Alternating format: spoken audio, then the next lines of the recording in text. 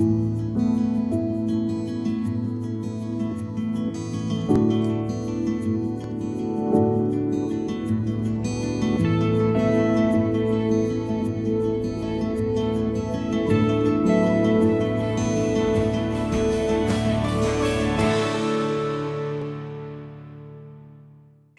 morning.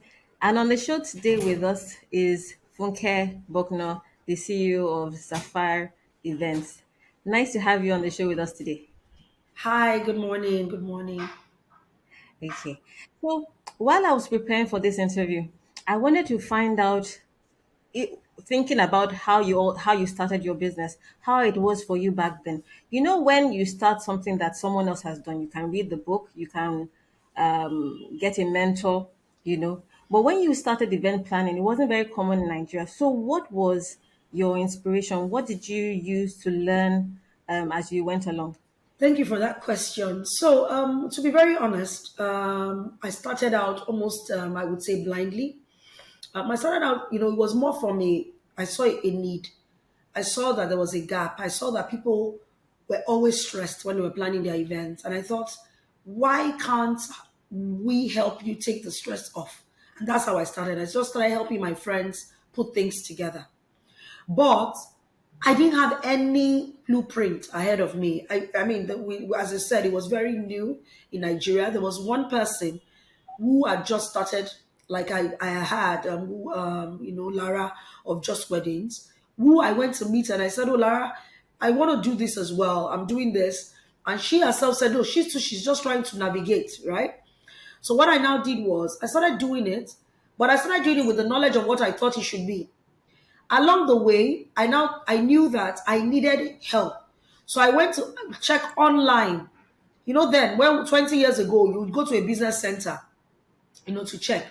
So I went to check online to see maybe courses or people that did this internationally, maybe in London, in America, to use as a guide. And that's when I got a few websites that I went to check. I studied, I googled, and I started applying it to the Nigerian context because the way we plan events, is a bit different. So I started applying it to Nigerian context, but the principles were the same. So you have to have a contract, you have to document, you have to make sure that there's a checklist. All those things are standard principles, right? So I just use them, and that's what I use, and that's what kind of helps me. And then I started doing things along the way. Okay, so your streams of revenue, where do you get them from? I know that you cater to clients that are for weddings, for social events, and for corporate events. So how does that income come? Which one gives you the most income? Which one gives you the more numbers in terms of events? Thing is, I mean, for the business, we started out as a wedding planning company, but now we do corporate events, we do socials, we do different types of events. And one of the models that has really helped us generate very good revenue, I would say, is the corporate event. Because corporate event, it's not usually, you don't plan it for a year, you're not planning it for 2 years, you're planning it maybe in 3 months, 6 months, 4 months. And because of course it's a corporate organization, they can pay a bit more. And so when in our corporate part, we do get more income. But our weddings is also because our weddings are always very constant. So our weddings are always, their weddings almost every weekend, their weddings almost every week. So that is I would say is a big cash cow for us, because we're always getting weddings, we're always getting events, Then we also have other parts of the business that I set up. We have when it comes to rentals, when it comes to decor. So we also have all the other arms of the business that are also running, and also making their own way. So they're just different. I would say they all have different, good margins at different times, but and none is not as important. Each one is important, So yeah, so I think those are the the I would say different streams. Okay, but which one do you enjoy planning the more? Well, to be very truthful, I enjoy the weddings. I love the corporate because it brings more money, but I love the weddings because they're very emotional. So for the corporate, it's a bit, I feel like it's too official. But the weddings, you get to be part of families, you get to be part of stories, You see the journeys of people from the beginning to the end. You tell, you're part of the love story. So I think I love weddings. Okay, okay. And I was wondering, for the weddings, who do you cater for? Who is your demography? Because we see you with all these high end people, and we wonder, is it catering only to a certain class, or there are packages for everybody? Thank you for that question. I get that a lot, and I even teach this in my own coaching class. The truth is, you can't sell to everyone. Everyone cannot be your client. So you are not a brand. Every brand is different. And you can't say that your brand is for everyone. Your brand isn't for everyone. So you have to identify your ideal client very quickly and stick to them. Now, for Zapphaire, I would say that it's more, I would say middle, high end, premium. Even for the middle, it's more even people that know what they want, they can afford it, they can pay for it, and they just understand. So we because you can't cater to everyone. You can't. I mean, for example, there's some events that we can't even plan just because of the budget and things like that. So our demography is very, so we cater to different demographics actually in the space. So we have the parents that can pay for the events. I mean the weddings. We have the couple that are just starting out that want to have a fantastic wedding. So what we also did was we also created different packages for our couples as well. So we created different packages, for our clients. So maybe about two or three different types of packages that enables people that want the Zapphaire brand, to be able to plan their events, even if, for example, Funke Bucknor is not available because there's a premium to me being on the project. So if, for example, I'm not, it's my other managers that are working on the project, there's a fee for that. So we created different packages for different types of clients, but we still cannot cater to all kinds of clients. Right, right. So you have brought me to my next question, because I was going to ask you that I am sure, because of the kind of brand that you have, that you can't cater to everybody. So you probably cannot be in all the events that come your way. So how do you reinforce the culture at your company such that even if you are not catering in a particular event, that brand, that culture still stands out? Okay, thank you for that. So the truth is, when you have a brand and you have a team and you know your values and you have your vision, everyone must align. And the aligning is a constant alignment. It's the aligning is not just even in saying it, is in doing it, and is in seeing it. It's even my team that will come to me and say, "Oh, FB, somebody reached out to us, but I don't think they can afford it or afford us. Oh, FB, this type of client is not for us." So sometimes even when I forget, they are the ones that actually remind me and say, "Hey, FB, no, you are the one that said we are like this. This is what we've always discussed. This doesn't fit into our brand. This is going to dilute the brand." They say that. So it's that constant teaching, training, showing, letting them understand the vision, letting them see. It's about seeing, I always say. So there must always be a DNA, there must always be the brand goal, there must always be the brand vision, with the overall vision, and everybody must always see it and buy into it. And I think that's what has helped us, at Zapphaire events. Okay. I want to make you laugh a bit. I watched a film long ago, The Wedding Planner by Jennifer Lopez. She acted in. I don't know if you watched. And I got the impression that, Of course, I have to watch it. okay. So I got the impression that event managers are paid by commission. So I just wanted to ask you: do you adopt that kind of model to keep them motivated? Do they seek for customers as well and get commission based on that, or how does it work for you? No, so well, no. At our office, they are not paid based on the commission. If they bring in jobs, maybe for example, they're the ones that bring in a project. They do get percentages on that, but they are not paid on commissions because, I mean, the truth is, if we don't base our business, the model is not based on that. Do you understand? But we allow them, of course, to do things that they want to do by themselves. But it's not based on commissions. They just paid a flat fee. They paid allowances. They're paid per project. Things like that. Yes. But if they do bring in jobs, they get paid a commission. So, but now that you're already a well-known brand, you're established, do you still have to pitch for events or they come naturally to you? Of course, in any business, I look at, even, why I don't hide from that. I look at big brands. I look at the big brands internationally and local brands, global, Nigeria, and they are still finding business, pitching. Then you can't sit down and say, oh, people know you. If Coca-Cola is still advertising and marketing and still pushing their brand, then you have to push. You have to make sure that you still find the business, because it's not everybody. Because guess what? Every generation is changing. Your clients are changing. Your customers are changing, and different things are making them change. So you have to be in the faces of people. You have to let people know that you exist and that you can deliver, and the reason why they must choose you. You must constantly push that out there. So you can't relax and say that, oh, no, everybody knows the brand. No. We still do go out there and say, hey, I hear that you have this event coming up. Can we be part of it? And people say, oh, no, I've already gotten someone. We do that because it's important. But what we just try and get people to do is that even if we're pitching for a job or we're trying to get your business, you are not going to undervalue our brand. You're not going to undervalue us and feel like, oh, you can treat us anyhow. No, you have to understand that we bring some things to the table. We bring value to the table. We bring experience. We bring creativity. We bring expertise. Do you understand, to the table? So if you don't recognize that, then maybe you are not a good fit for us. So we walk away. But we do pitch. Oh, we do.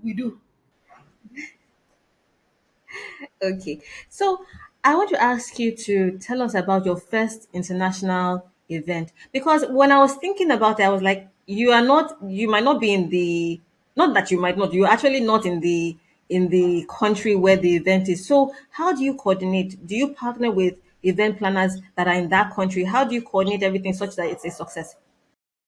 Okay, thank you for that.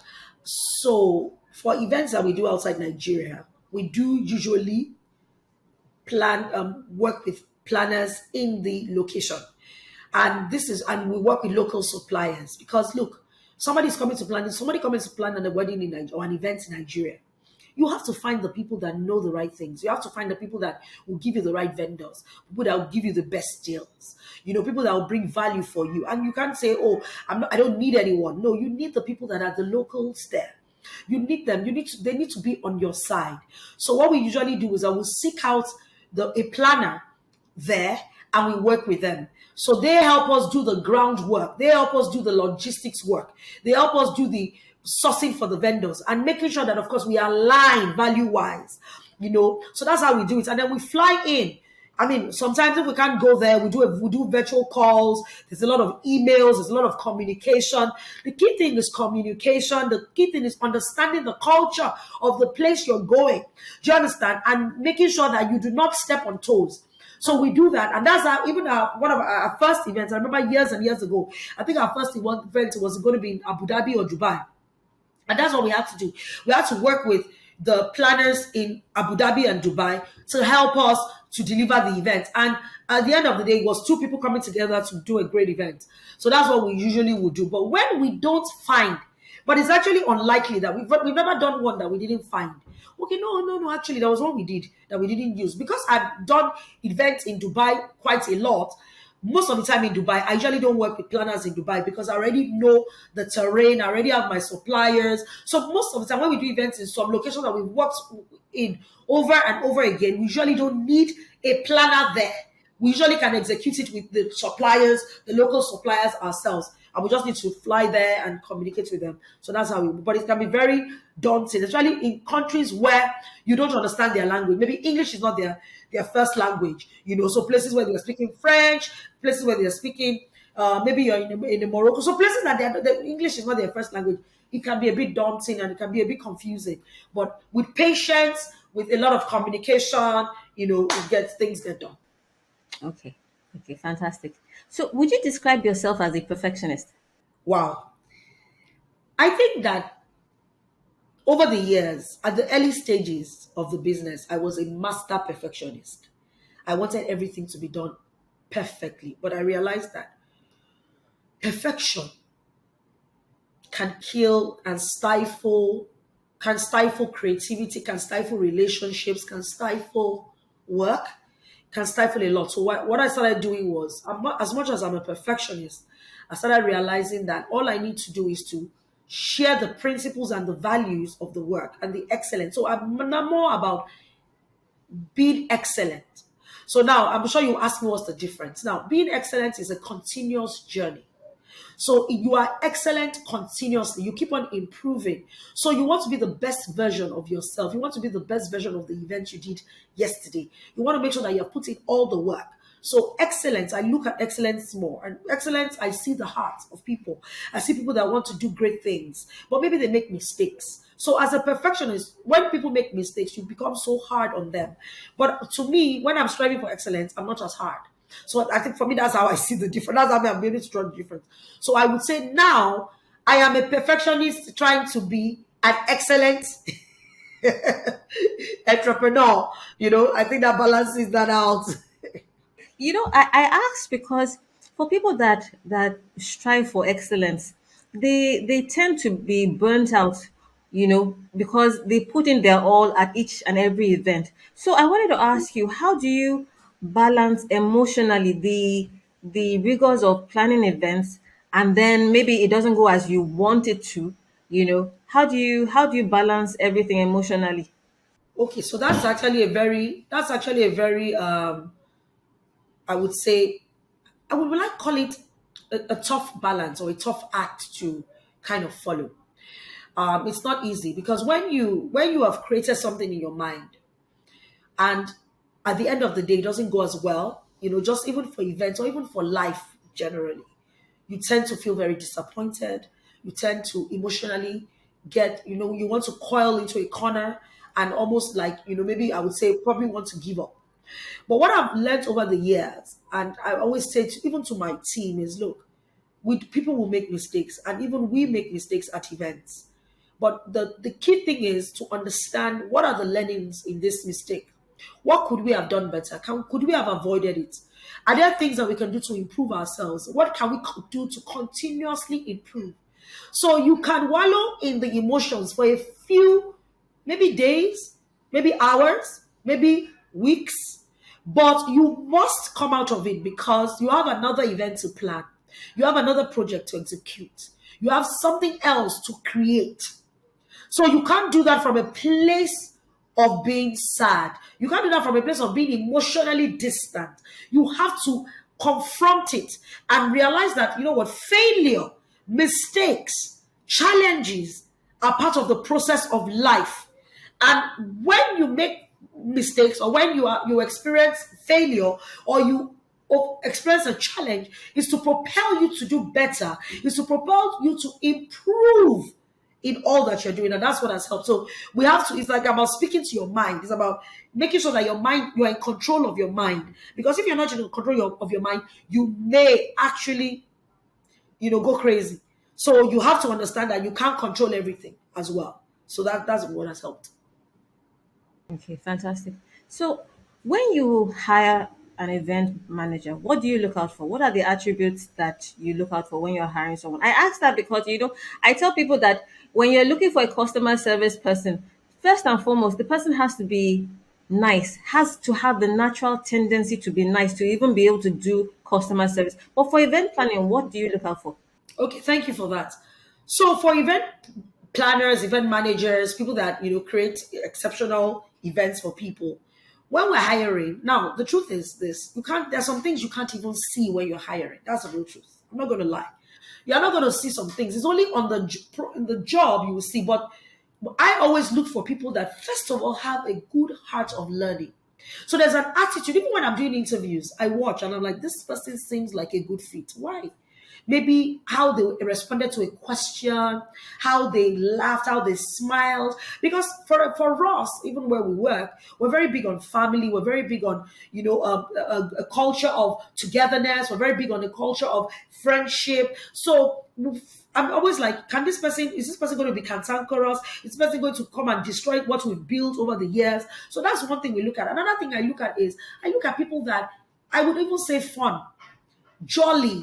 Now the truth about it is this: everybody in an event project brings different things to the table. So you can't. Let me give you a typical example on our team in Zapphaire. I have event planners that are very meticulous and are calm. Meanwhile, I have others that are very energetic and are also meticulous. Now, when you look at both, you think an event planner should be energetic, but the person that is also calm brings something to the table. So I look at people that are maybe, so there are different attributes in different people. Do you understand what I mean? So maybe someone is detail oriented, someone is, you talked about even nice, being nice, kind. How do you respond to crisis? I ask you questions about how did you manage a crisis that happened to you? How were you able to manage a risk? Things like that. So, ability to be able to, I would say, how proactive are you? Because being an event entrepreneur, you must be proactive. Because there will be issues. How resourceful is the person? So being resourceful, being proactive, being calm, being detail oriented, being energetic as well. Do you understand? So that balance, how are you logistics wise? Energy is critical for us anyway at Zapphaire. Even though you may not be energetic like me, but you bring some energy to the table. How intelligent is the person? How smart? How teachable is the person. So those are some of the things that I look at when we're hiring. Okay. Okay, great. So let me ask you about the process, the interaction between you and the customer, especially for weddings. What happens?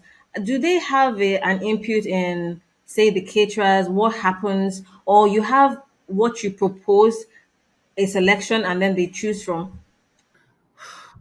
Okay, so there are different ways. They're different. There's no one size fits all. There are clients that like to be very involved.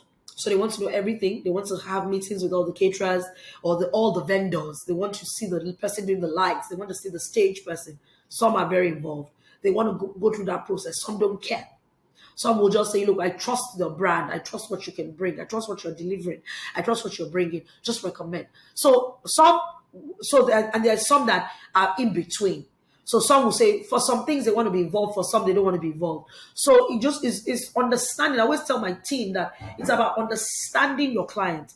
When you meet a client initially, don't assume that they're the same client you met the same type of clients you dealt with the last time. Take time to study them. Take time to see. Do they like people that are they the kind of people that like you to communicate with them daily, weekly, monthly? What do you do? Are they the kind of people that some people tell you, look, don't send me a message on WhatsApp. I don't read my WhatsApp. Call me. Some people say, I like WhatsApp or emails. So that's on the communication aspect, right? Then on the event aspect, on the project aspect, some people, as I said, they want to be involved, but some don't care. Some don't care. Some will just say, oh, who are you using? Okay, I think they're fine. Okay, go ahead. Or some want to see the menu. Some don't want to see it. So it just depends. You just have to understand your client. Okay. Okay. So I wanted to ask you, are there some businesses that you've developed as a result of being in the event space, as in branches of your business that you've developed because you're already in the event space? Oh, yes. So, as I said, our decor company started out over 10 years ago. When there was a need, people were always asking us about, oh, we want you to do the decor. But that was not what my core was, right? The core was I wanted to plan events. But it was a need that I saw the need. And what we did was, okay, I said, as long as I'm not going to run it, I will oversee it, I will be part of it, but I'm not going to be the one that runs the day to day. So, and that's how I was able to build that. And so I set that business up, our rental business as well, the same thing, got people to be in charge of that training. So every part of the business that we've developed, even our RSVP, we have a company called the RSVP, company that deals in logistics, protocol, or as a result of the need of people asking us for some of this type of needs, right? So we actually do. So there are many things that we've developed like that we've been able to I would say different aspects of the business. Yes. Okay. Okay. And in terms of finance, I know you said the wedding business is a cash cow for you. Is it a cash cow because people have to pay upfront, or have you actually needed external funding for your business? We haven't used external funding for the past few years that I've done my business. I've never gotten external funding. I've always put back in the business. So once we get any money, we put it back. we invest it, we save it. Even buying, for our decor, buying products, everything we've done, we've always just put back, But of course, I know that in the next few years, I probably need to scale a bit more. I need to get more things. I mean, need to get maybe some funding, But I will see, because when we look at it, we'll see if what we have can actually pay for it. We'll pay for it. So, but yes, but we've never really, I've not gotten any external funding for the business. And would you say events are back to the pre-COVID levels now in Nigeria at least? Yes, I think they are. But what is also happening is that because of what is going on inflation wise, dollar rise, it's also affecting what could have happened. So if all this wasn't happening, you would have been fully back. But I think it's like people like, because people will always celebrate. They will plan their weddings. They will plan their birthdays, the funerals. People will die, so there will be funerals. Do you understand? People will, organizations will do their anniversaries. They will launch their product. So there will always be an event to be done. But on what scale now? So it's either the scale is either not as large or not as broad. I know events that we normally do, maybe they do it for 5 days, now they're doing it for 2 days. So people are just scaling down a bit, and that's just because of what is going on, in the whole world. Actually, there's a lot of people are going through a lot. I don't want to, inflation, the dollar, it's a bit, so yeah, I would say it would have been back fully if not for that. But people are still celebrating and events are still happening. Yes. So is there anything that has changed in your business as a result of COVID? Anything, any good culture that you had to introduce that you've kept as a result of COVID? Yes, good. I think good. Of course, working more flexible. So when we don't work 5 days a week anymore, we come to work just 3 times a week. I think that is amazing. And even for my team, it has liberated them a bit, just because, you don't get into traffic every day. So just the 3 days you come to work, you're focused, you come to work, you do what you need to do. Even at home, they can work. They like to come to work because when, I also realize that people like companionship, they like community. So they like to come to work because they can all be together, laugh together, they get their work done at home or even at work. So those flexible hours, COVID really helped us to see that it can happen. I never thought in my life, I never really thought it could happen. And it happened. And then, of course, even virtual, having a lot of virtual meetings. Before, it was always coming, oh, I can't have a meeting with you. I need to come and see you. Let's talk on the phone. Now I can have meetings with people all over the world. I can have meetings with people, even just, saying, oh, can I come and can we have a virtual call first? So that has also helped. So I would say that, and then also even technology. We've been able to apply technology a bit more. We were able to, in fact, one of the things we did, all our files that we've had for the last 20 years, we're able to put everything digitally. In fact, if that was the only thing we did during COVID, that one, even me, I'm like, God, thank you. So that helped us. So those are the things that I would say positively, COVID really helps us to do. Okay. On the negative side, what are some of the things that are still affecting your business as a result of COVID? I won't say, to be truthful, I wouldn't say that there's anything negative at the moment. No, I won't say that. No, I'm not going to lie. I think that we were able to transition, come out of COVID, develop new products. We started doing, of course, virtual events. So I don't, nothing negative. At that time, maybe when COVID was happening, when we were all afraid, people thought they were going to die, we were dying, people were ill. Maybe then mentally it's affected us, and even down to, oh, how are we, getting revenue? Are we going to be able to continue this business and things like that? So then, but nothing negative as at now. Okay. And so what would you say is next for your company, your brand? What would I say? Honestly, I think that's a question I will have to answer when you ask me again, because I'm actually working on a few things that I'm sharing with the board in a few months or in a few weeks actually. So once I do that, I'll be able to now say the next for the brand. But definitely, I know that the brand, one key thing about the brand is sustainability, succession, and being able to stay relevant. And how that can happen is those are the things that we're developing and working on. Okay. And so what drives you? What would you say drives you? As in what keeps you going year in, year out? You've done this for over 20 years now. So what keeps you 20 motivated? years. 20 years, yes. What drives me, what motivates me, I would just say is the love for what I do. It's love for what I do. I'm not going to hide that. It's not about the money. It's the love for what I do.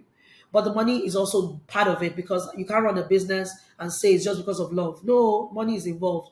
So the love of what I do, the money, and also the people that their lives are impacted that work with me, that have been able to grow from nothing to something, or grow from where they never thought that it could be, you know, today. And then the lives that our businesses have transformed, even the lives that we have been involved in that have transformed. You know, you plan a wedding, you see them grow 10 years, they plan, then you plan their parents' weddings, then you plan their anniversary, then their daughter's birthday, and then you plan, you know, or a family that you were there when they got married, then somebody died in the family, you are there for them, you know, or they become the MD of a company, you go and plan their corporate events, you know. So it's like the families have been built. You built, the relationships have been built. Everybody is just so it's bigger than me at the moment. So I think that's what motivates me. So every single day, even when I'm tired, when I'm a bit frustrated, I think about why I'm doing what I'm doing. And why I'm doing it is because I want to impact, I want to create, I want to keep on sharing joy and love in the hearts of people.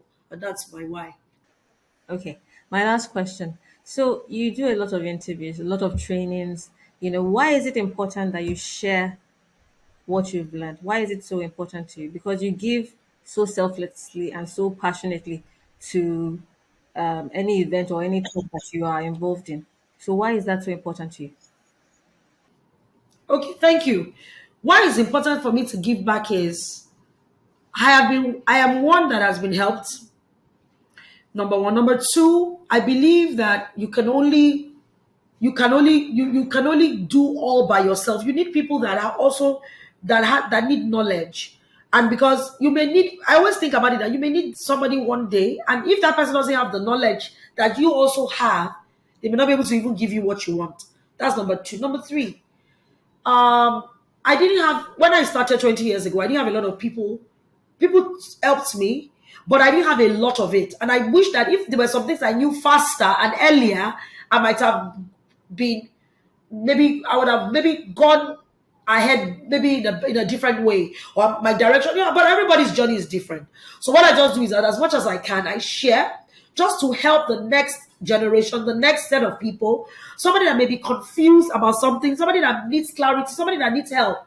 You know, they say when you get up there, you climb the ladder, throw the ladder down for the next person to come up. Because guess what? I cannot be the only one that is up there. All of us have to all be there together. The sky is big enough. So I think that's why I share.